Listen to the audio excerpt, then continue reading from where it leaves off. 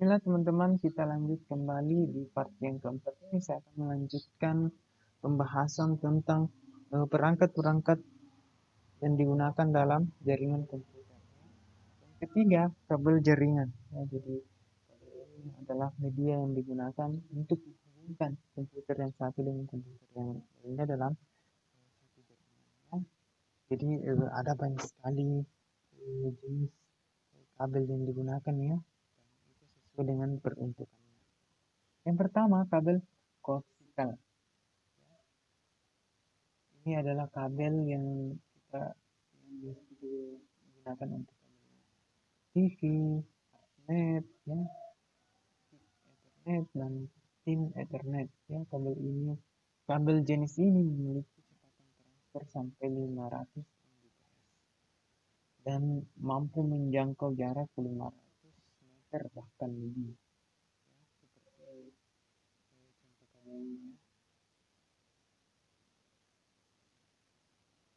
Seperti ini ya. Terus yang kedua, kabel fiber optik.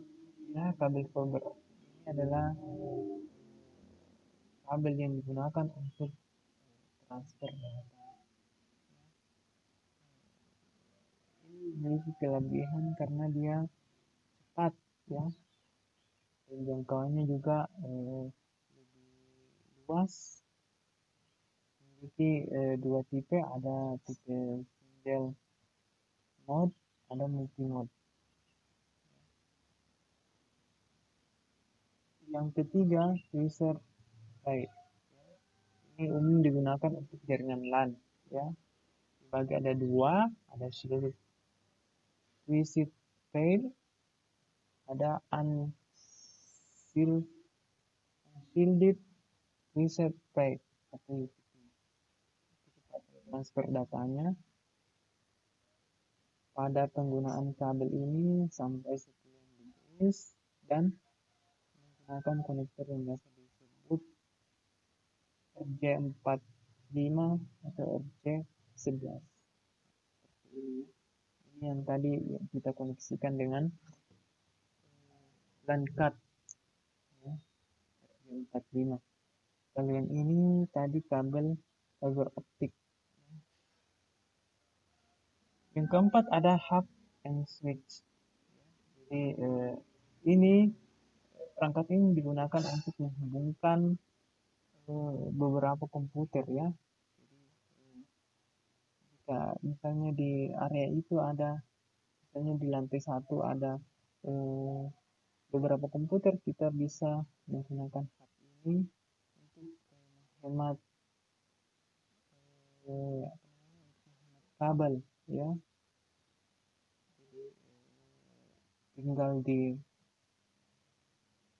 dihubungkan di sini, kemudian juga dihubungkan dengan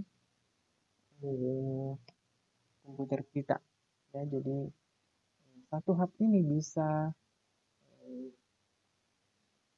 menghubungkan sampai 8 ya, sampai 8 komputer. Ini misalnya di lantai 1 ya, sedangkan servernya ada misalnya di lantai 2, maka itu sangat tidak membutuhkan lagi 8 kabel yang panjang, tapi cuma satu saja kabel yang panjang sehingga semua ke-8 komputer tersebut bisa terhubung dengan adanya hub ini. Ada dua tipenya, ada unmanaged switch ya, ada yang managed switch. Kalau yang unmanaged ini dia tipenya termurah, biasa digunakan di rumah atau kantor kecil dan rumah.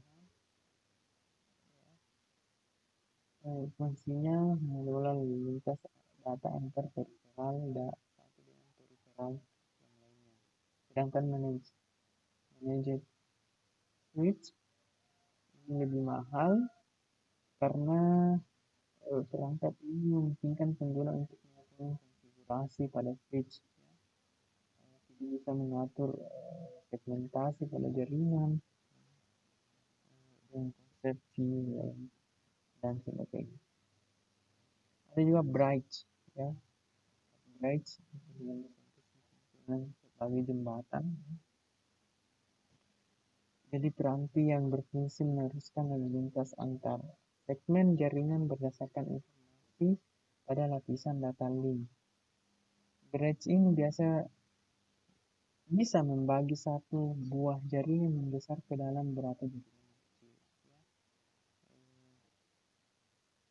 Hampir sama dengan tadi hub, cuma bridge ini dia bisa membagi-bagi jaringannya, ya. Kalau hub tadi hanya sekedar menghubungkan, tapi kalau ini dia bisa membagi jaringan.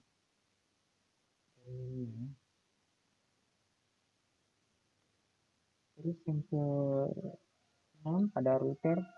Router ini adalah perangkat yang digunakan untuk menghubungkan suatu jaringan LAN ke suatu jaringan WAN untuk mengelola lalu lintas data di dalamnya. Router ini lebih canggih lagi karena dia menghubungkan jaringan LAN dalam satu WAN.